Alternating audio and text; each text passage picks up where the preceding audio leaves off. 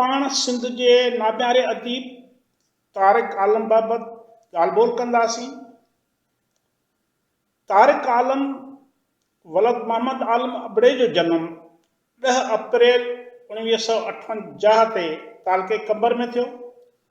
1960 धारे संदसि ख़ानदान हैदराबाद में मुस्तक़िल रहाइश पज़ीर थियो। प्राइमरी ऐं सेकेंडरी तइलीम हैदराबाद ऐं MA सिंधी अदब में सिंध यूनिवर्सिटी जामशोरे मां करण बैदि 1989 में सिंधी अदबी बोर्ड जामशोरे में मुलाज़मत जो आगाज़ कयईं, जिते केतिरनि ई सालनि ताईं मुख़्तलिफ़ अदबी ज़िम्मेवारियूं निभाईंदो रहियो ऐं केतिरो ई वक़्तु टिमाही महराण जो एडिटर पिणु रहियो। तारिक आलम सिंधीअ जो मुनफ़रद स्टाइल रखंदड़ कहाणीकार आहे। हिन जूं कहाणियूं पढ़ंदड़नि में तमामु घणियूं मक़बूल आहिनि। संदसि लिखण जो डिक्शन मुनफ़रद ऐं मुतासिर कंदड़ आहे। हिन जूं केतिरियूं कहाणियूं पढ़ंदे माण्हू पंहिंजो दर्द महसूस करे थो। हू पढ़ंदड़नि खे पाण सां गॾु खणी हलण जो फ़न चङीअ रीति ॼाणंदो हो। जो कारी संदसि अक्सर कहाणियूं पुॼाणी ताईं पढ़ण लाइ मजबूर थी पवंदो हो। हिन जी लिखणीअ जी इहा ई कशिश खेसि ॿियनि कहाणीकारनि खां अहम ऐं मुख़्तलिफ़ बणाए थी।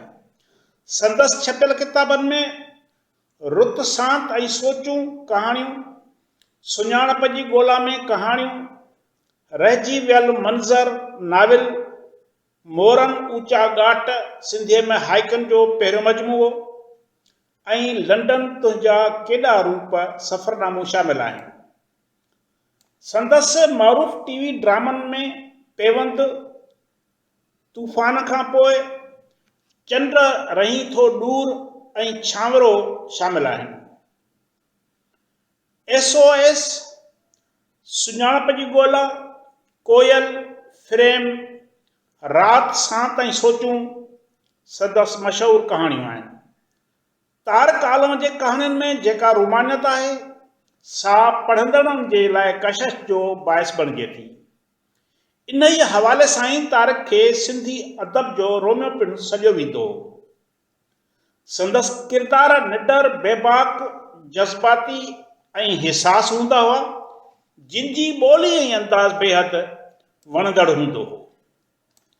तारिक आलम पाण हिकु ख़ूबसूरत तख़लीकार हो ऐं इहो ई सबबु हो जो हिन तख़लीक़ी अदब खे वधीक अहमियत ॾिनी।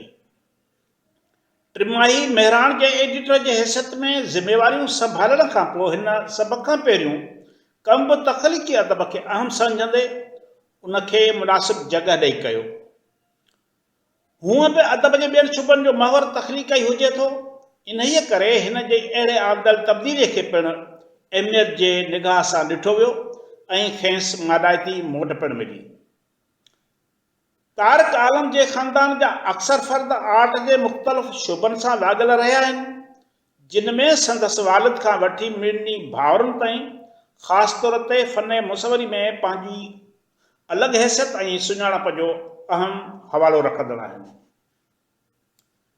तारिक न फ़क़ति लफ़्ज़नि खे मानाऊं ॾेई महानता माणी, पर हिन रंगनि जे मेलाप सां बि केतिरा ई शाहकार तख़लीक़ कया, जिन खे ॾिसण खां पोइ संदसि कयल प्यार भरे पोरे जो काथो आसानी सां लॻाए सघिजे थो।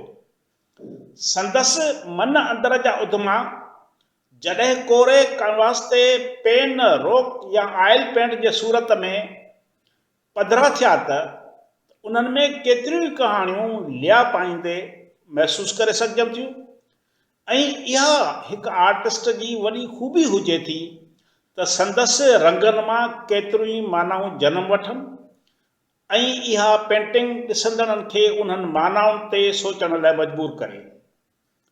तारिक आलम आर्ट जे दुनिया में वान गोग खां मुतासिर हुयो, जेको दुनिया में इम्प्रेशनिज़म जो वॾे में वॾो हामी हो।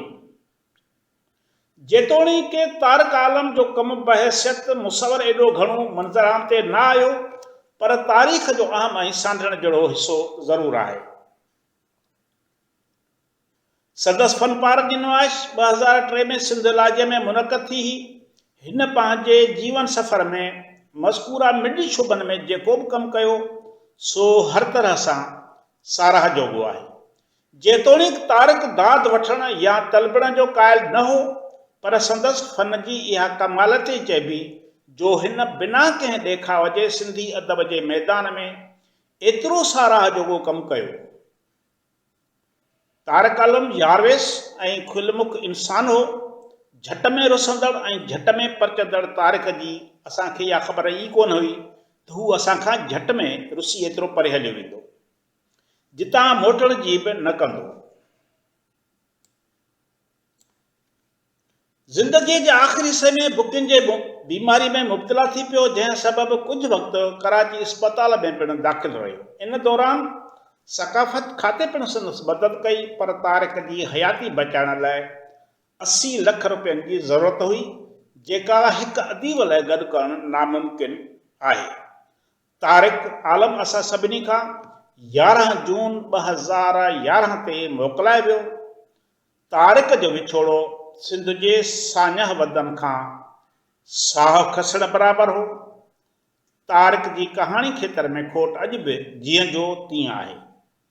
कहाणी तारिक पुॼाणा सचपच त रहिजी वियल मंज़र जहिड़ो ॾेख ॾेई रही आहे ऐं वाजाए रही आहे त कॾहिं थो तारिक जहिड़ो जीनियस अचे ऐं कहाणीअ जे मैदान में पाण मञराए त कहाणी मुंहिंजे मुठ में बंदि आहे। महिरबानी।